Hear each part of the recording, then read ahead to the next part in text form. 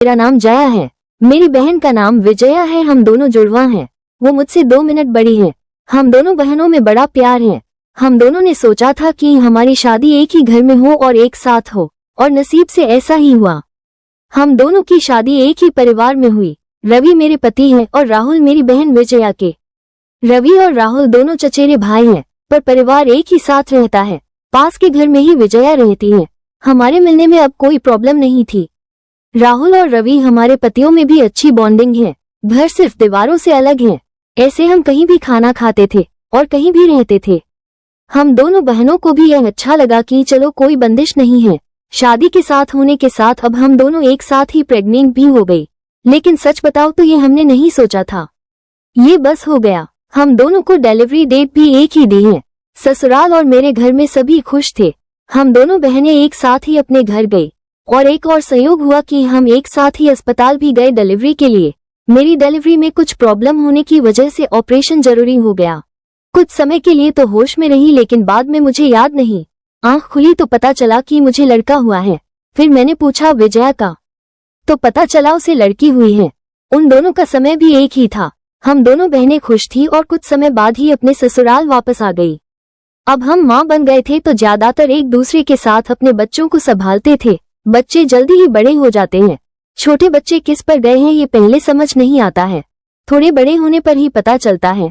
लेकिन जैसे जैसे मेरा बेटा बड़ा हो रहा था, वो ना मुझ पर ना अपने पिता रवि जैसा था, बल्कि वो तो मेरी बहन के पति राहुल जैसा लगने लगा था।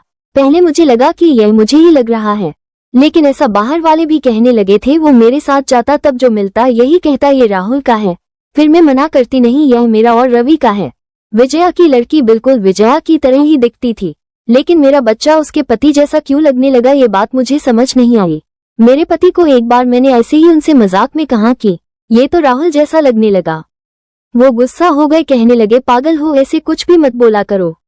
मेरी मजाक में कई बात पर वो इस तरह गुस्सा हो जाएंगे मुझे पता नहीं था, लेकिन ऐसा वो पहली बार ही हुए हैं।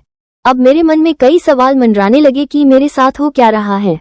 मेरी बहन और बाकी सभी को मैंने कुछ नहीं कहा, लेकिन क्या सबको दिखाई नहीं पड़ रहा था? लेकिन कोई भी इस बारे में जिक्र भी नहीं करता था। कुछ महीने ऐसे ही और चला गया, लेकिन मेरे दिमाग में ये सब चलता ही रहा। फिर मैंने सोचा कि मैं अपनी बहन से बात करूं। मैंने उससे डायरेक्ट नहीं पूछा, क्योंकि हो सकता है वो गलत तरीके से ले ले, और मैं नहीं चाहती थी कि मेरी वजह से उसके और राहुल में कुछ तनाव पैदा हो।